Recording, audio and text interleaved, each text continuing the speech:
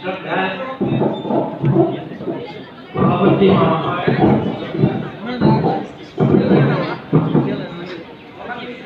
প্ৰশিক্ষক মণ্ডলী আৰু বিভিন্ন ঠাইৰ পৰা অহা পাঠক বন্ধুসকল আৰু মহিলা পাঠক, আমাকো প্ৰশিক্ষক হিচাপে এটা পদত ৰাখিছে, কিন্তু আমি প্ৰশিক্ষক কেনেকৈ সময় নিজেই প্ৰয়োগ লোৱা নাই। গতিকে আপোনালোকক কি শিকাব? শিকিব পাৰে মোৰ একো শক্তি নাই, শক্তি নাই বা মোৰ ধ্যান নাই।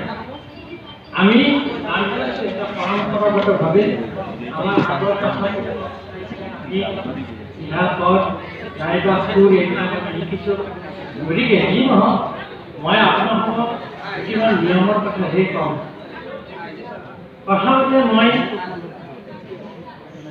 আপোনাসকললৈ মোৰ নিবেদন যে পাঠকবিলাকে প্ৰথম থিয় হৈ যিটো প্ৰণাম কৰে, প্ৰণাম এনেকৈ এইটো ভুল। জাঙুলি কৰাৰ ফলে দিব নাপায়, প্ৰণামটো হ'লে এইটো শুদ্ধ, এইটো শুদ্ধ। তাৰপিছত থিয় হৈ প্ৰথমে আমাৰ পাঠকবিলাকে এই প্ৰণামটো কৰিছে।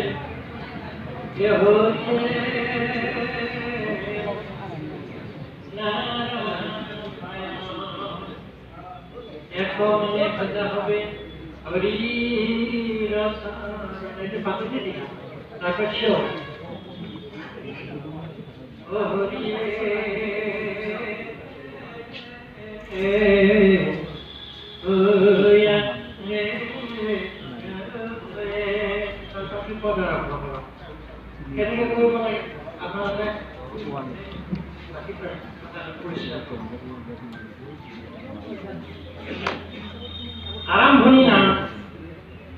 আৰম্ভণি নামটো কেনেকৈ গাব লাগে মই কথা কওঁ।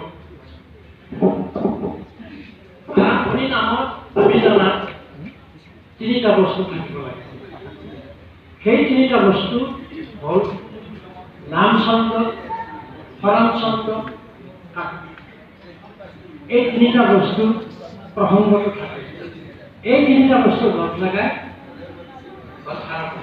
আগৰ কথাবিলাকক দেখিছোঁ। আমাক অকল প্ৰশিক্ষকে আপোনালোকক কৈছে, ঠিকেই কৈছে যে নাম ছন্দ, হৰণ ছন্দ নাইবা কাকুতি, এই ঘোষা তিনিটাৰে আপোনালোকে নাম আৰম্ভ কৰিব। আৰু শেষত ৰাইজ প্ৰতিষ্ঠিত হৈ কাৰণে এটা নিয়ম আজিৰ পৰা কৰিলে কি যে দুইটা দলে বন্দনা অলপমান কীৰ্তনৰ থাকি গাব। সেইটো আপোনালোকে কৰিবলৈ চেষ্টা কৰিব। নামৰ আৰম্ভণিত লোকগীতেৰে নহয়, সেইটো কথা ভগৱতী কৈছে, মই আৰু নহয়। নামৰ মাজত হৈ হৈ ছয় ছয় হুৰ হুৰ হুৰ হুৰ শব্দ কৰিব। নামটো ভগৱানৰ গুণানুকীৰ্তন, যিহেতু তাত আৰু অন্য বস্তু এইবিলাক খান দিব নালাগে। এটা দলে নাম আয়াৰ পিছত নামটো খোৱাৰ লগে লগে আনটো দলে কুৰকুৰি আৰু নাগাৰা ঘুৰুং ঘুৰুং ঘুৰুং ঘুৰুং শব্দটো কিয় কৰে এইটো মই বুজা নাই। মই আগতে এখন মিটিঙত সুধিছিলোঁ, মই ভাবোঁ সেইটো দৰকাৰ নাই। সেইটো ৱাৰ্ণিং নেকি নে কি? ৱাৰ্ণিং দিয়ে নে সামা জনায় নে কি প্ৰমাণ কৰে? মই আকৌ বুজি নাপালোঁ। মুঠৰ পৰা মোৰ ফালৰ পৰা মই আপোনালোকক কৈছোঁ, এটা বোলে নাম অনাৰ পিছত কোন কোন ঘূৰি ঘূৰি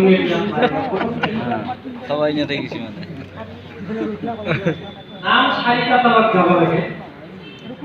পাতনি দিহাটো ভগৱানৰ তাত নাগৰা আৰু চাপৰি এইটো কৈছোঁ।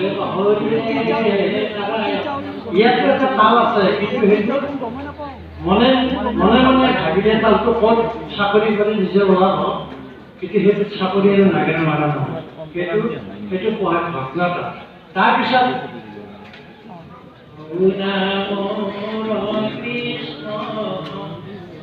কৃষ্ণ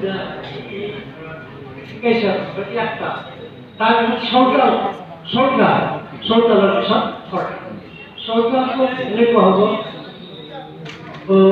পুত্ৰ খাব নিধৰি কান্দে বাপতে চুৰি গহৰি পুত্ৰৰ কই পুত্ৰ কবি হলে তাই গুলি মাতে মুদে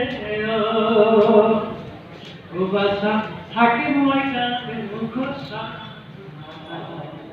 চৌতা তাৰপিছত হৰতাল জয় হৰি গোবিন্দ নাৰায়ণ হৰি হৰতাল এই সাহিত্যটা তোমাৰ যিকোনো নাম এই সাহিত্য তাৰপিছত আৰু এটা কথা আছে এইটো কৈ পেলাই মই এৰিম সেইটো হ'ল আচলতে গলৰ গামোচা উঠিয়ে বা নামৰ কৈ পেলাই নাম কৰে গুৰুক নাম জানে এই গামোচাখন নাম গাঁৱতে সোমাই আনি এটা ল'ৰা বা ছোৱালী বুলি নচুৱা গামোচাখন লোৱাবোৰ মুখ্য দিব পাৰে মই এইমাত্ৰ গাই গ'লো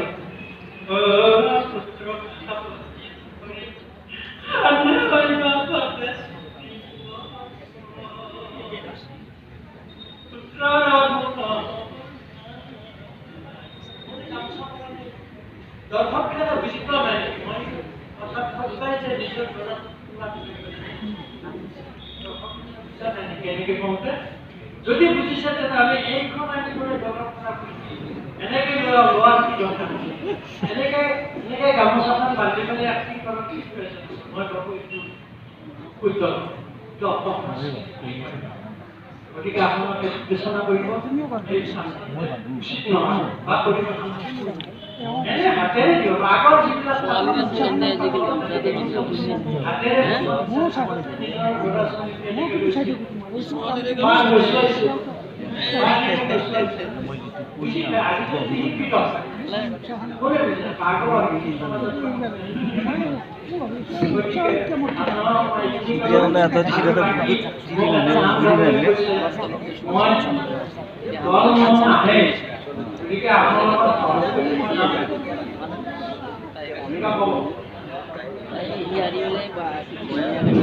আমি ৰচনাপ্ৰিয় আইনবুৰা হ'ব এই মোক অৱশ্যে দিবলৈ গৈছে আমি এই যিটো দেখিলোঁ ল'ৰাটো মতে হয় আমি কোনো গামচাখানা দিয়ে ল'ৰা হ'ল কইনা হ'লেও আমি তাৰমানে গামচাখানে দিয়ে কইনা হওঁ গতিকে আপুনি এটা এনেকুৱা ধৰক মূৰত পুৰণি থকা